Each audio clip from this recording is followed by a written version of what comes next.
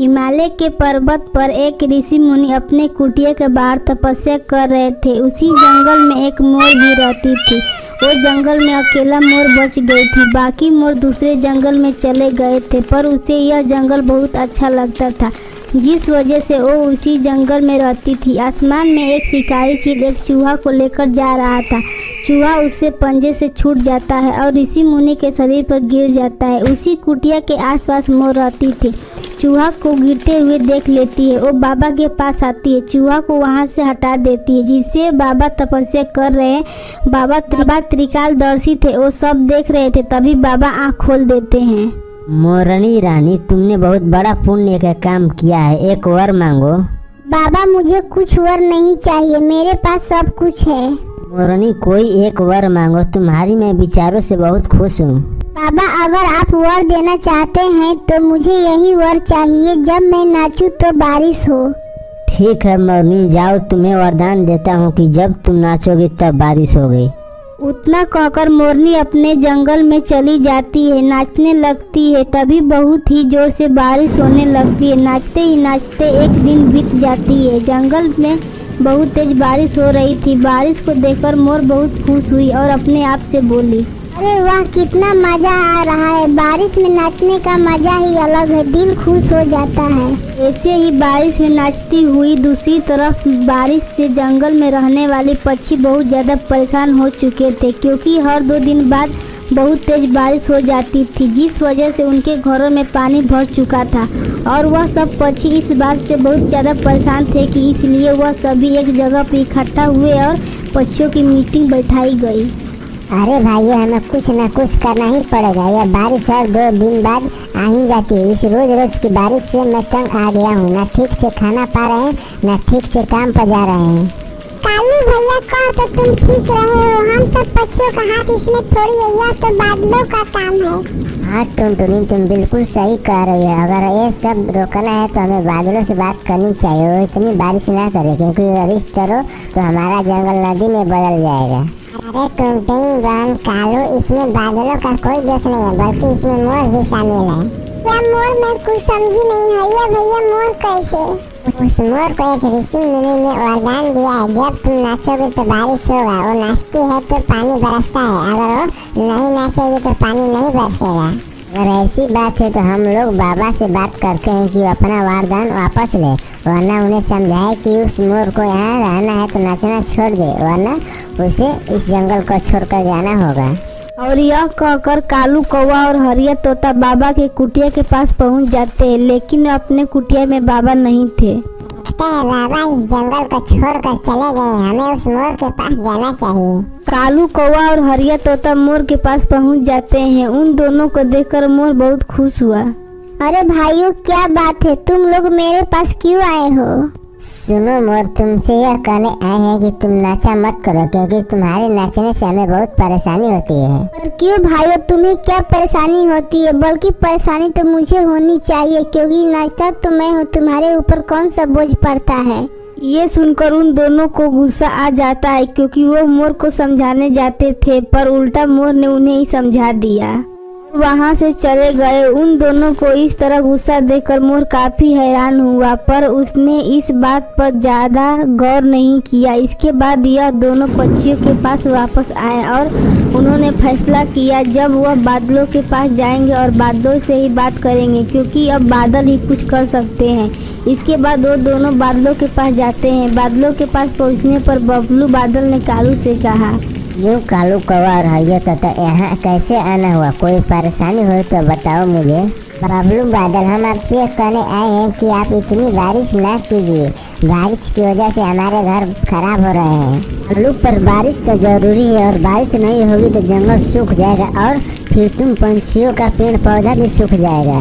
बारिश मत करो, क्योंकि बारिश की वजह से हमें बहुत परेशानी झेलनी पड़ रही है। हमने मोर को भी मना कर दिया है, अब वो नहीं नाचेगी। पर उस मोर को तो बाबा ने वरदान दिया और मुझे उसका नाचना बहुत ही अच्छा लगता है। वैसे भी वो मेरा बहुत अच्छी दोस्त है। अच्छा तो मोर तुम्हारा बहुत अच्छा दोस्त है, तो ठीक है, हम चलते हैं, बस हमारे ऊपर थोड़ी मेहरबानी कीजिए। कालू कौवा हरिया तोता वहाँ से चले जाते हैं। धीरे धीरे समय गुजर रहा था पर बारिश रुकने का नाम ही नहीं ले रहा था। वहीं दूसरी तरफ मोर बहुत खुश था। एक दिन की बात है, बहुत तेज बारिश हो रही थी। तभी पक्षी फिर से इकट्ठा हुए और कालू कौवा ने पक्षियों से कहा, पंछियों, अगर बारिश रोकना है तो हमें जंगल से मोर को निकालना ही पड़ेगा, तभी बारिश बंद होगी। कालू यार, तुम क्या कह रहे हो? मोर के जाने से बारिश क्यों बंद होगी? क्योंकि उन बादलों ने मुझे बताया है कि मोर उसका बहुत अच्छा दोस्त है। अगर वो चला गया तो बादल भी उसके साथ चले जाएंगे, इसीलिए हमें इस जंगल से मोर को निकालना चाहिए। कालू यार, तुम लोग गलत कर रहे हो। अगर वह चला गया तो फिर बारिश कभी नहीं होगी, और यदि बारिश नहीं हुई तो फिर हमारे पेड़ पौधे कैसे हरे रहेंगे?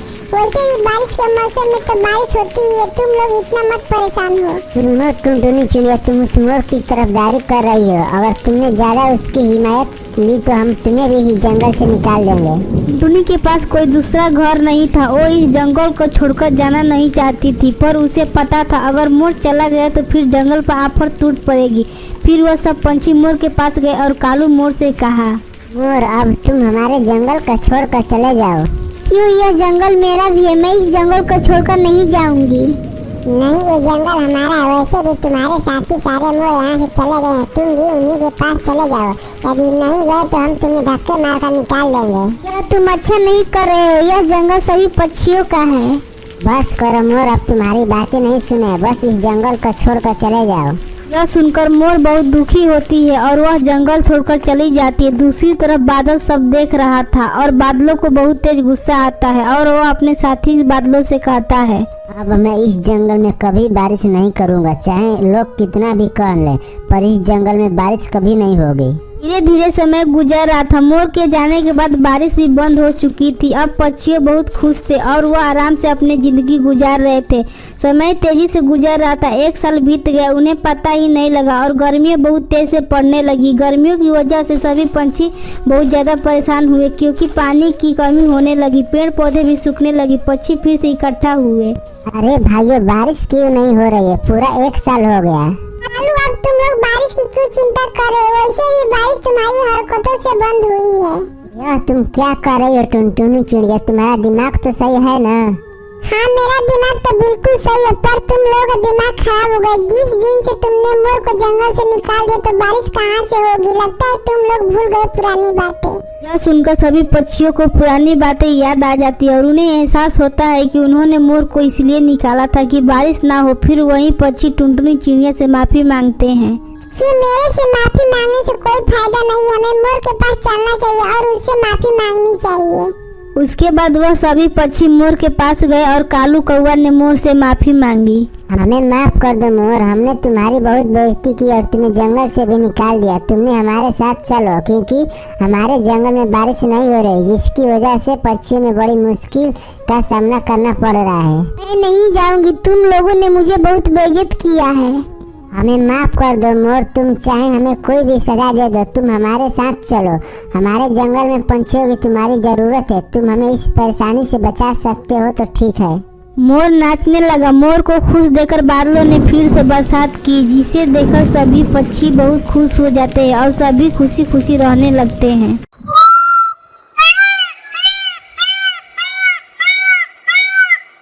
एक छोटे से गांव में एक रामू नाम का किसान रहता था, जो बहुत ही मेहनत से खेती करता था। एक दिन की बात है कि वो अपने खेतों में बीज बोके जाता है। सुबह आता है तो उसके खेतों में एक भी बीज नहीं थी। इन चिड़ियों से मैं तो परेशान हो गया हूँ, इन चिड़ियों को कुछ न कुछ करना ही होगा। रामू अपने घर जाता है और एक जाल लेकर आता है और अपने खेतों में बिछा देता है। अब देखता हूँ कैसे चिड़िया मेरे बीज खाती है। रामू जाल बिछाकर एक पेड़ के नीचे बैठ जाता है। तभी एक चिड़िया का झुंड आती है और रामू की खेत में बैठ जाती है। चिड़िया जैसे ही खेत में बैठती है, उन्हें एहसास हो जाता है कि उनके पैर में जाल फंस गए हैं। तभी एक चिड़िया बोलती है, देखो भाई, किसान ने हमारे लिए जाल बिछा दिया है और हम सबका पैर इस जाल में फंस गया है। हमें इस जाल को लेकर उड़ जाना चाहिए, नहीं तो शिकारी देख लिया तो हम सबको पकड़ लेगा। हम सबको एक साथ उड़ जाना है। रामू वहीं सो गया था। तभी उसे चिड़ियों की आवाज़ सुनाई देती है। रामू देखता है कि चिड़िया उसके जाल में फंस गई है। रामू जैसे ही खेत की ओर बढ़ता है तभी चिड़िया उस जाल को लेकर उड़ जाती है। रामू देखता है कि चिड़िया उसके जाल भी लेकर उड़ गई। अब मैं क्या करूं? इन चिड़ियों से तो मैं परेशान हो गया हूँ, मुझे कुछ और करना होगा। रामू इतना कहकर अपने घर जाता है और सुबह होते ही एक बड़ा सा पिंजरा लाकर उसने अपने खेतों में रख देता है और उस पिंजरे में दाना डाल देता है। अब देखता हूँ इन चिड़ियों को कौन बचाएगा। इतना कहकर रामू उसी पेड़ के नीचे बैठ जाता है। तभी वहाँ पर एक हरिया नाम का तोता आता है। देखता है कि बहुत ही सारे दाने रखे हुए हैं। वो तोता उस पिंजरा में जाता है। रामू देख लेता है और उस तोता को पकड़ लेता है। बहुत हो गया लुक्का छिपी, अब मेरे साथ मेरे घर चल। जितना तुम लोगों ने मेरे बीज खाए हो उतना ही तुझे तड़पाऊंगा। नहीं मालिक, मैं पहली बार इस खेत में आया हूँ, मुझे छोड़ दीजिए। हरिया तोता रामू के सामने गिड़गिड़ाता रहा, लेकिन रामू तोता का एक नहीं सुनता है और उसे अपने घर लेकर जाता है और अपने घर के बाहर रख देता है और वो अपने काम करने चले जाता है। और उधर टुनटुनी चिड़िया भोजन लेने गई थी। उसके बच्चे घर पर अकेले थे। बाहर बहुत तेज बारिश हो रही थी, बिजली भी कड़क रही थी। दीदी बहुत तेज प्यास लगी, मैं पानी पीने नदी पर जाता हूँ। बोलू भाई, देख रहा हूँ इतनी तेज बारिश हो रही है और तुम्हें नहीं पानी पीने की सूझ रही है। मैं सब जानती हूँ, पानी पीने के तो सिर्फ बहाना है, तुम्हें बारिश में खेलने जाना है। दीदी जब आप सब जानती हो तो मुझे जाने क्यों नहीं दे रही हो? गोलू भाई, मम्मा ने कहा था जब बारिश हो तो हमें घर से बाहर नहीं जाना चाहिए, बाहर बहुत खतरा होता है। शिकारी पक्षी भी बाहर शिकार की तलाश में घूम रहे होते हैं, क्या तुम्हें उनसे डर नहीं लगता है? गुड़िया दीदी, मम्मा तो भी बारिश में बाहर गई है। अरे पागल, वो जब गई थी तब बारिश कहाँ हो रही थी और मम्मा कहीं बारिश में भीग नहीं रही होगी, वो कहीं छिपकर बैठी होगी। गोलू, अभी तुम चुप करके बैठ जाओ और बाहर जाने की कोई जरूरत नहीं है। दोनों चिड़िया एक डाल पर छिपकर बैठी थी, लेकिन वह अभी बारिश में भीग रही थी। रामू अपने तबले में उस तोता को रखा था और टुनटुनी चिड़िया को देख लेता है और टुनटुनी को आवाज़ लगाता है। चिड़िया, बारिश बहुत तेज हो रही है, यहाँ आ जाओ मेरे तबले में, वरना तुम बारिश में भीग जाओगी और बीमार पड़ जाओगी। यह कौन है जो मुझे आवाज़ देकर बुला रहा है? टुनटुनी चिड़िया इधर उधर देखने लगती है। तभी उसकी नज़र उस पिंजरा पर पड़ती है। ये तो हरिया तोता मुझे बुला रहा है। यहाँ छत है, यहाँ आकर बैठो, मैं कब से तुम्हें बारिश में भीगते हुए देख रहा हूँ। अरे यह तो हरिया तोता मुझे अपने पास बुला रहा है। बारिश भी रुकने का नाम नहीं ले रहा है, मुझे उसके पास चले जाना चाहिए। टुनटुनी हरिया तोता के पास जाकर बैठ जाती है और हरिया तोता टुनटुनी से कहता है, यह तुम्हारा क्या नाम है और ऐसी बारिश में घर से बाहर क्यों घूम रही है? तुम्हें पता नहीं है इंसानों की बस्ती है, यहाँ तुम्हारी जान की खतरा भी हो सकता है। मेरा नाम टुनटुनी है, वो मैं भोजन लेने निकली थी, तभी बारिश शुरू हो गई। मुझे मालूम है इन इंसानों की बस्ती में और मैं यहाँ जाने से डर रही थी क्योंकि मुझे इंसानों से बहुत डर लगता है। लेकिन तुम इस पिंजरे में क्या कर रहे हो? टुनटुनी बहन, मैं एक किसान के खेत में दाना लेने गया था। किसान ने अपने खेतों में पिंजरा लगा कर रखा था, उस पिंजरे में मैं फंस गया। और चिड़िया, तुम्हें डरने की कोई ज़रूरत नहीं है। मेरा मालिक सुबह सुबह ही अपने खेतों में काम करने के लिए निकल गया, फिर वो शाम को आएगा, मुझे दाना भी नहीं डालेगा। लेकिन आज तो बारिश हो रही है, वो किसान यहाँ नहीं आएगा। तो हरिया तोता भाई, आप आज रात भूखे ही रहेंगे? तो क्या करे चिड़िया, हम इस पिंजरे में गुलाम की तरह रहते हैं। मेरा मालिक दाना देगा तो खाएंगे और ना भूखे ही रह जाएंगे। तुम्हारा ही ठीक है, तुम आज़ाद हो, अपने मन का मालकिन हो। तुम्हें जब चाहे उस जंगल में कभी उस जंगल में जाती रहती हो। हरिया भाई, क्या आपको जंगल में घूमने को मन नहीं करता है? मन तो मेरा करता है टुनटुनी चिड़िया, लेकिन मालिक मुझे एक पल के लिए भी नहीं छोड़ता है कि मैं अपनी मर्जी से खुली हवा में सांस भी ले सकूं। मेरी किस्मत ही खराब है। तोता को दुखी देखकर टुनटुनी चिड़िया को बहुत दुख होता है। थोड़ी देर बाद बारिश रुक जाती है। हरिया तोता भाई, अब मुझे चलना होगा, मेरे बच्चे घर में अकेले हैं, वो मेरा इंतजार कर रहे होंगे। इतना कहकर टुनटुनी चिड़िया अपने घर आ जाती है। उसके दोनों बच्चे उसके गले लग जाते हैं। फिर रात हो जाती है। बच्चे सो चुके थे पर टुनटुनी की आंखों में नींद गायब थी। यह तोता के बारे में ही सोच रही थी।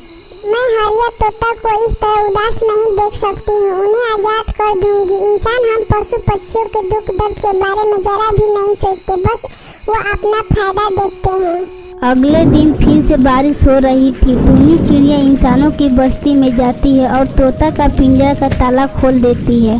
मियाँ, तुम्हारा बहुत बहुत धन्यवाद। तुम्हारी वजह से आज मैं खुले में सांस ले सकता हूँ, अपनी मर्जी से दाना भी खा सकता हूँ। चलो अब चलते हैं, अगर मालिक आ गया तो बहुत बड़ी मुश्किल हो जाएगी। टुनटुनी के पीछे पीछे वह तोता उसके घर तक आ जाता है। टुनटुनी चिड़िया के दोनों बच्चे तोता को देखकर बहुत खुश होते हैं। हरिया तोता के आ जाने की वजह से टुनटुनी भी अपने बच्चों के लिए निश्चित हो गई थी। वह जब दाना लेने जाती, बच्चे हरिया तोता के साथ खूब मस्ती करते। वहीं सब दूर बैठी एक लोमड़ी चिड़िया के बच्चे को खाने की प्लानिंग कर रही थी। आज कुछ भी करके उस चिड़ियों का बच्चों का अपना निवाला जरूर बनाऊंगा। बहुत दिनों के बाद बारिश बंद होने का इंतजार आज खत्म हुआ। लोमड़ी रात को मौका देखकर टुनटुनी चिड़िया की घर की तरफ निकल पड़ता है और लोमड़ी जैसे ही पेड़ पर चढ़ रही होता है तभी हरिया तोता की आँख खुल जाती है।